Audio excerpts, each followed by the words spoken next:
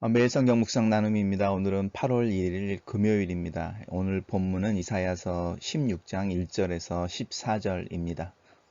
본문을 읽습니다. 너희는 이 땅 통치자에게 어린 양들을 들이되 셀라에서부터 광야를 지나 딸 시온산으로 보낼지니라. 모압의 딸들은 아르논 나루에서 떠다니는 새 같고 보금자리에서 흩어진 새 새끼 같을 것이라. 너는 방도를 베풀며 공의로 판결하며 대낮에 밤같이 그늘을 지으며 쫓겨난 자들을 숨기며 도망한 자들을 발각되게 하지 말며 나의 쫓겨난 자들이 너와 함께 있게 하되 너 모압은 멸절하는 자 앞에서 그들에게 피할 곳이 되라. 대저 토색하는 자가 망하였고 멸절하는 자가 그쳤고 압지하는 자가 이 땅에서 멸절하였으며 다윗의 장막에 인자함으로 왕위가 굳게 설 것이요 그 위에 앉을 자는 충실함으로 판결하며 정의를 구하며 공의를 신속히 행하리라. 우리가 모압의 교만을 들었나니 심히 교만하도다. 그가 거만하며 교만하며 분노함도 들었거니와 그의 자랑이 헛되도다. 그러므로 모압이 모압을 위하여 통곡하되 다 통곡하며 길할레셋 건포도 떡을 위하여 그들이 슬퍼하며 심히 근심하리니 이는 헤스본의 밭과 신마의 포도나무가 말랐음이라. 전에는 그 가지가 야셀에 미쳐 광야에 이르고 그 싹이 자라서 바다를 건넜더니 이제 열국의 주권자들이 그 좋은 가지를 꺾었도다. 그러므로 내가 야셀의 울음처럼 신마의 포도나무를 위하여 울리라. 헤스본이여 엘르알레여 내 눈물로 너를 적시리니 너의 여름 쉴과 내 농작물의 즐거운 소리가 그쳤음이라. 즐거움과 기쁨이 기름진 밭에서 떠났고 포도원에서 노래와 즐거운 소리가 없어지겠고 틀에는 포도를 밟을 사람이 없으리니 이는 내가 즐거운 소리를 그치게 하였음이라. 이러므로 내 마음이 모압을 위하여 수금같이 소리를 바라며 내 창자가 기랄에셋을 위하여 그러하도다. 모압이 그 산당에서 피곤하도록 봉사하며 자기 성소에 나아가서 기도할지라도 소용이 없으리로다. 이는 여호와께서 오래전부터 모압을 들어 하신 말씀이거니와 이제 여호와께서 말씀하여 이르시되 품꾼의 정한 해와 같이 3년 내에 모압의 영화와 그 큰 무리가 능욕을 당할지라. 그 남은 수가 심히 적어 보잘것없이 되리라 하시도다. 오늘 본문은 4개의 단락으로 나누어져 있습니다. 단락별로 살펴보겠습니다.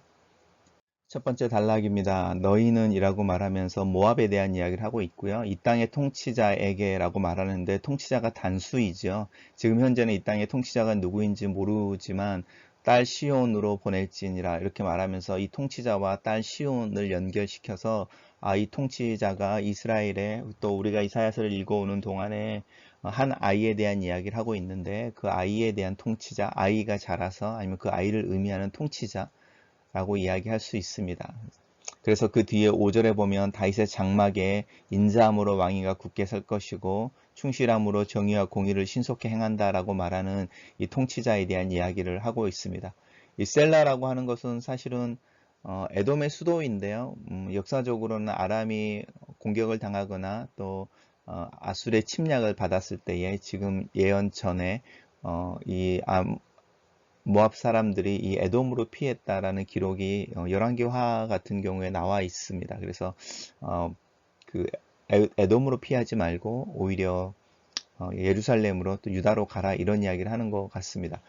모압의 딸들은 이렇게 이야기하면서 떠다니는 새 같고 흩어진 보금자리에서 흩어진 새 새끼 같다라고 말하는 것은 어쩌면 떠다니는 새니까요. 그냥 뭐 우리가 말하는 갈매기 이런 게 아닐 수 있고요. 오히려 죽어서 물에 떠 있는 이런 새일 수도 있고요. 아니면 흩어져 버리는 어린 새끼는 사실은 보금자리에서 떠나서 살 수가 없는 거니까 그 상황에 대해서 하나님의 심판의 어떤 상황에 대해서 이야기를 하고 있습니다. 그러면서 이제 너는이라는 말이 나오는데 사실은 오늘 본문에서 제일 어려운 부분은 이 화자나 주어나 목적어가 되는 부분의 문제인데요. 이 나의 쫓겨난 자들이라고 말하는 거나 너의 모압 이렇게 이야기하는 이 너희라고 말하는 부분은 이제 모압에 대한 이야기를 하는 거고요. 근데 이제 너는이라고 말하면서 단수 형태로 나오는데 그 내용을 살펴보면 방도를 베풀며라고 말하고 있는데 이 방도는 모략이거든요. 카운셀이니까 모사, 모략 이런 뜻이고요. 그 다음에 공의로 판결하며 대낮에 밤같이 그늘을 지으며, 그러니까 누구인가 피난처를 주고 피할 곳을 주고 이렇게 그 객이나 나그네를 접대하며 이런 뜻인 거죠. 그 뒤로도 나오면 쫓겨난 자들을 숨기며 도망한 자들이 발각되지 않게 해라라고 말하면서 누군가를 향하여 이렇게 긍휼로 또 정의롭게 어떤 것을 행하는 것에 대한 이야기를 하고 있는데, 문제는 이제 이 너가 누구냐라는 거죠. 그게 이제 사실은 오늘 본문에서 어려운 부분이고요. 그러면서 이제 나의 쫓겨난 자들이 너와 함께 있게 하되라고 말하는데, 이 나의 쫓겨난 자들이라고 말하는 이 너가 만약에 모압에 대한 이야기를 하고 있는 거라면 나의 쫓겨난 자들은 이스라엘이 되겠죠. 이스라엘이 되는 거고, 이 너는이라는 말을 여기서 문장이 끊어지고 어떤 이제 신학자들이 이야기하는 것처럼 여기서부터 이제 이야기하는 게 모압 사람들이 이제 이 땅의 통치자에게 와서 요청하는 거라면 이해가 되시죠? 너는 이 땅의 통치자라고 말하는 이스라엘을 이야기하는 거라면 이제 이스라엘 사람들에게 모압 사람들이 와서 우리가 고난을 당할 때에 우리를 좀 도와주고 우리가 좀 피할 수 있게 해주십시오. 이렇게 이제 요청하는 게 되는 겁니다. 그래서 이 문장이 사실은 신학적으로도 그렇고 이렇게 우리가 얼른 읽어서도 맥락을 좀 찾기가 어려운 부분들이 있습니다. 그렇지만 맨 앞에와 5절과 1절과 5절에서 이야기하는 맥락은 똑같은데요. 그것은 뭐냐면 하나님이 세우시는 통치자가 있는 그 시온 땅에서 시온산에서 통치자가 세워져 있고 정의와 공의를 행하고 인자함과 충실함으로 이렇게 다스리는 그 통치자가 있는데, 그 통치자를 기억하고 그 통치자에게로 피해라, 이제 이 이야기를 하고 있습니다. 저는 이 첫 번째 단락을 다윗의 장막에서 정의와 공의를 인자와 성실로 실천하는 이 땅의 통치자에게로 피해라 라고 정해봤습니다. 두 번째 단락입니다. 우리가 모압의 교만을 들었나니 라고 말하면서 이제 다시 선지자의 목소리가 나오는데요. 모압의 교만이라는 거죠. 교만하다, 교만하고, 교만하다는 말이 나오면서 이 모압을 교만한 백성, 교만한 민족 이렇게 표현을 하고 있습니다. 이 사람들이 교만하여 다른 사람들을 이렇게 없이 여기며 또 교만하여서 어떻게 된다면 이렇게 작은 일도 참지 못하고 쉽게 화를 내고 또 다른 사람들보다 자신의 나음을 이렇게 자랑하는 거죠. 의시되고 이런 부분들이 이야기합니다. 그래서 교만의 특징인데요. 다른 사람들을 무시하고 작은 일에도 보복하거나 쉽게 화를 내고 그 다음에 무시당하는 걸 견디지 못하는 거죠. 그리고 자신의 어떤 가지고 있는 힘이나 이런 것들을 자랑하는 교만에 대한 이야기를 하고 있고요. 그래서 모압이 심판을 받게 되어지는 가장 큰 원인 중에 하나가 이 교만 때문인 거죠. 그래서 모압이 모압을 위해서 통곡하는데 모압의 모든 사람들이 통곡하는 상황이 온다, 이런 이야기를 하고 있는 거고요. 모압을 위해서 울어주는 사람이 없는 것 또한 어쩌면 이 교만한 자들의 슬픔일 수 있죠. 정말로 도움이 필요할 때 주변에 어느 누구도 도와주려고 하지 않는 게 이 교만한 자들의 어떤 결과이기도 하잖아요. 그 부분들 살펴보면 좋을 것 같고요. 건포도의 떡이라든지 포도나무라든지 이런 이야기를 할 때에 모압이 요단강 동편에 있는 땅인데 그 땅은 이게 기온이 낮고 비가 강수량이 굉장히 풍부해서 이렇게 양떼를 치기에 굉장히 유익하고 또 이렇게 농사를 짓기 되게 좋은 땅이었습니다. 그래서 그 풍성함이 모압 사람들 하여금 교만하게 했다라고 말하는 거고요. 그랬더니 이제는 열국의 주권자들이 와서 그 좋은 가지를 꺾었다라고 말하면서 사실은 아시리아에 의한 심판, 이것을 이야기하고 있습니다. 저는 6절에서 8절을 그 소유와 풍성함 때문에 교만했던 모압이 열국의 주권자들에 의해 정복될 것이다 라고 정리해 봤습니다. 세 번째 단락입니다. 그러므로 내가 야셀의 울음처럼 신마의 포도나무를 위해서 울리라 라고 말하면서 다시 이제 화자가 바뀌고 있는 부분을 볼 수 있는데요. 이 화자가 이제 누구냐라고 하는 부분에 있어서 이사야라고 생각을 하시면 우리가 어제 읽었던 것처럼 어떤 모압에 대해서 징계를 하면서 이사야가 모압에 징계당하는 상황을 생각하고 또 하나님 보여주시는 어떤 환상 속에서 모압을 위해서 통곡하는 모습이 나왔었잖아요. 똑같은 연결선상일 수 있죠. 이 야셀의 울음이라고 하는 게 결국은 그들이 모압이 자랑했던 풍성한 어떤 농작물이 이제 없어지고 그것들을 누릴 수 없음에 대한 슬픔이라면, 이 내가라고 말하는 이 화자 또한 그 울음에 같이 울어주겠다라고 말하는 겁니다. 그래서 내 눈물로 너를 적시리니라고 말하는 부분이 같은 부분이고, 나머지 이 부분, 이 즐거움과 기쁨이 떠났고, 이 부분은 이제 모압이 징계를 당하는 수준의 모습입니다. 그런데 갑자기 여기는 이는 내가 즐거운 소리를 그치게 하였습니다 라고 말하면서 이 심판을 임하게 하는 주체가 나오는 거죠. 그래서 여기서 내가라고 하는 것은 선지자일 가능성이 없죠. 이사야일 가능성이 없죠. 하나님이시죠.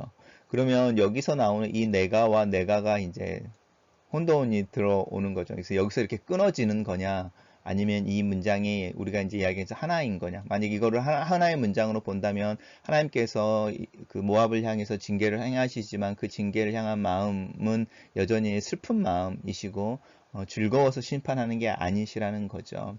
그런 모습인 거고, 아니면 이제 그 주절에 끊어져서 이사야라고 한다고 할 때면 이제 이 부분이 좀 이제 끊어지는 부분이 있습니다. 그래서 저는 그냥 이 부분이 하나님이라고 이야기해도 될 것 같습니다. 저는 그렇게 생각하는 게 좀 더 편하지 않나라는 생각이 듭니다. 그 내 눈물로라고 하는 부분과 연결되어지는 부분을 볼 때 이 앞에 나와 뒤에 내가 분리될 필요가 없지 않나. 그리고 이러므로라고 말하면서 또 다시 나오는 부분이 있는데요. 내 마음이 모압을 위하여 이렇게 이야기 소리를 바란다라고 말하는 것은 그 떤다라는 뜻이고요. 이스라엘 백성들은 마음과 창자라고 말하는 부분을 통해서 내 전인을 이야기하는 거죠. 내 가장 깊은 곳에 있는 심령, 내 전인이 그 모압이 당하는 어떤 징계에 대해서 슬퍼하고 그것에 대해서 이렇게 같이 어, 애통해 한다라는 이야기를 하면서 그 모압의 상태를 어느 누구도 도와주지 않고 있는 신들 이야기를 하고 있고요. 그것과 비교하면 저는 하나님께서 이스라엘 백성, 그 모압 사람들을 징계하시고 그 징계를 즐거워하지 아니하시고 그 징계를 슬퍼하시고 그들을 고통 가운데 있으시면서도 그들을 이렇게 뭐라고 저 징계하셔야 하는 어떤 하나님의 정의와 공의 사이, 정의와 사랑 사이에서의 어떤 텐션 이런 부분들을 표현하고 있는 게 아닌가 이렇게 생각합니다. 저는 이제 이 세 번째 단락을 모압이 심판을 받을 때에 그들의 신도 그들을 돕지 못할 때에 하나님께서 그들의 상황에 마음 아파하시고 눈물을 흘리신다 이렇게 정의해 봤습니다. 네 번째 단락입니다. 이제 여기서부터는 다시 선지자의 목소리가 돌아오는 게 클리어하죠. 분명하죠. 여호와께서 오래전부터 모압을 들어 하신 말씀이거니와 그러니까 모압의 교만함에 대해서 또 이스라엘을 대적하는 것에 대해서 하나님께서 여러 모양으로 이야기를 하신 부분이 있었는데 이제 그 이야기가 구체적으로 이제 실현이 되어지는 때인데요. 품꾼의 정한 해와 같이라고 말하는데 이 품꾼의 정한 해는 계약을 맺는 거죠. 품꾼을 고용할 때 언제까지 어떤 일을 하고 내가 얼마를 줄게라고 말하는 어떤 결산의 때를 이야기하는 겁니다. 그러니까 결국 심판의 때라고 할 수 있죠. 근데 왜 품꾼이라고 이야기를 했을까라고 말할 때 우리가 이제 신앙생활을 하는 것뿐만이 아니라 우리의 삶을 바라볼 때에 우리가 가지고 있는 모든 게 맡겨진 것이고 하나님이 우리에게 요청하고 있는 어떤 관리라든지 사용에 대한 어떤 부르심의 문제라고 이야기할 때 이 품꾼의 정한 해라고 하는 것은 굉장히 상징적인 표현인 것 같습니다. 어쨌든 모압을 향하여 하나님의 심판 결산의 때가 올 텐데 그때에 모압의 영화와 큰 무리가 능용을 당할 것이며 남는 수가 보잘것없이 된다라고 말하면서 여기서 끝나버리는 거죠. 회복에 대한 이야기는 사실은 없습니다. 마지막 단락은 하나님께서 정하신 때에 모압의 교만은 모압의 수치가 될 것이다 라고 정의했습니다. 묵상 포인트로 넘어가 보겠습니다. 첫 번째 묵상 포인트입니다. 하나님께서 다윗의 장막에 앉게 하시는 이가 있다. 이사야의 예언처럼 평범한 일상 속에 태어나는 한 아이를 통해 하나님의 나라가 또 통치가 견고하게 서며 정의와 공의가 회복되고 인자와 성실이 행해지는 나라, 그 시대가 있다. 단순히 모압을 향해 이 통치자를 언급하는 것이 아니라 타인을 나보다 낮게 여기고 작은 것에도 참지 못하고 불끈 화를 내며 내가 가진 것을 자랑하는 허영의 모압인 나를 향하여 하시는 초대이기도 하다. 이 땅에서 짧은 인생을 살고 있는 중에 여러 가지 시련과 고난을 경험한다. 내가 의도하지 않는 오해와 비난을 받을 때도 있다. 내가 한 일에 대해 타인들의 평가를 받아들이는 것도 쉽지 않다. 그들의 긍정은 나를 교만하게 하고 그들의 부정은 나를 낙심하게 하기 때문이다. 이 둘 다 그들의 평가의 기준이 객관적이라고 신뢰하기는 더더 어렵다. 하나님께 나아가자 예수 그리스도 안에서 보여주신 사랑과 긍휼, 가르치시는 법과 규칙을 더 배우자. 인자와 성실을 본받아 예수 그리스도를 가까이 하고 더 가까이 다가가기 위해 노력하자. 그리스도께서 성령의 영으로 또 진리의 영으로 인도자가 되셔서 나의 이 신앙의 여정이 하나님께 더 가까이 나아가는 순간의 연속이게 하소서. 두 번째 묵상 포인트입니다. 모압은 지형적으로 농사와 목축에 좋은 곳이었다. 이스라엘보다 훨씬 더 사람 살기에 좋은 환경이었다. 어쩌면 느보산에 올랐던 모세는 자신의 눈에 보이는 동편과 서편의 다른 모습을 보며 질문하지 않았을까? 왜 하나님의 백성의 삶이 더 척박하고 하늘을 의지해서 농사를 지어야만 하는 그런 상황입니까? 모압의 목축업의 풍성함과 포도나무로 대표되는 농산물의 풍족함이 모압을 교만하게 하였다.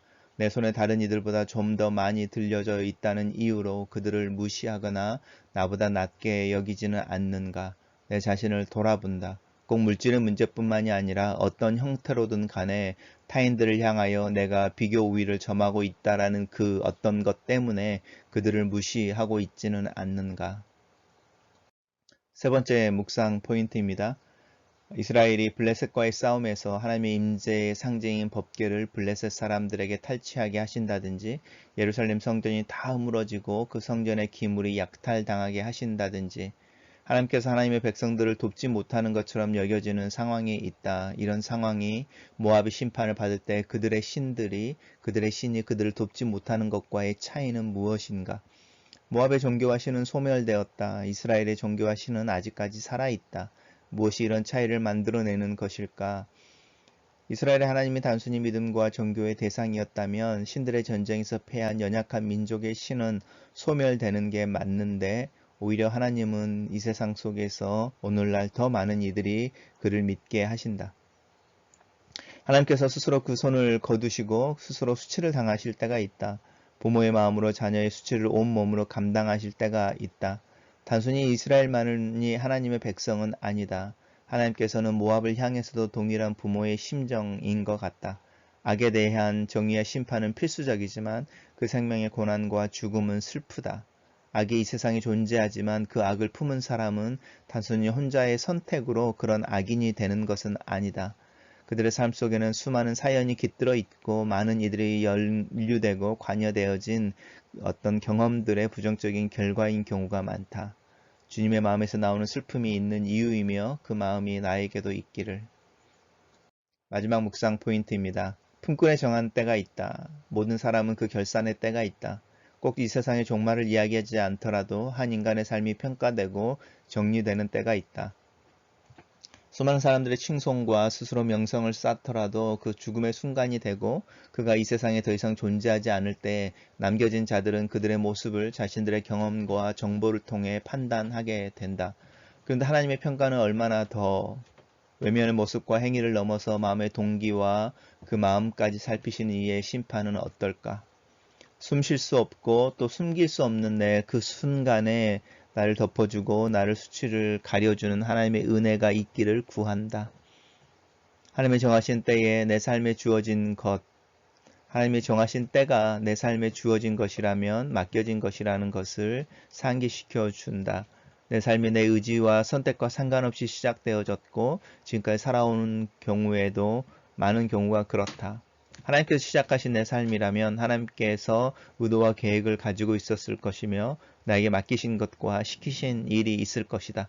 이것을 찾아내어 살아내는 것이 내 인생의 시험 문제라면 그 답안을 잘 쓰기 위해 애를 써야 하지 않을까. 믿음을 더하셔서 나로 내 삶의 순간순간에 하나님의 기대를 살아낼 수 있게 하소서. 글로 쓰는 기도입니다. 인자함과 성실과 정의로 공의를 세우시고 이 땅을 통치하는 예수 그리스도께서 내 삶에 하나님을 향한 믿음과 하나님께서 주신 삶 속에 숨겨진 하나님이 맡기신 것과 시키신 일에 대해 분명히 알고 잘 사용하며 또 그것을 잘 성취할 수 있도록 나에게 지혜와 총명, 믿음을 더하여 주소서. 하나님 앞에서 책임감 있고 겸손하며 주님의 마음으로 이 세상을 바라보며 분별할 수 있게 하소서. 내 손에 들려진 것들의 크기나 숫자를 타인들의 그것과 비교하지 않게 하시고 그들을 나보다 낮게 여기는 거만이나 그들을 높여 비굴해지지 않게 하시고 내 모습 그대로 하나님이 원하시는 그 모습으로 그들 앞에 서며 하나님 앞에 서게 하소서. 주님을 닮은 내 삶에도 겸손과 긍휼, 환대와 섬김, 정의와 공평이 열매를 맺게 하시며 내게 실천의 용기와 대가를 지불할 줄 아는 믿음을 더하셔서 악인들 기뻐하지 않을 뿐만이 아니라 그들의 소멸을 슬퍼할 줄 아는 그 믿음을 더하여 주소서. 아멘.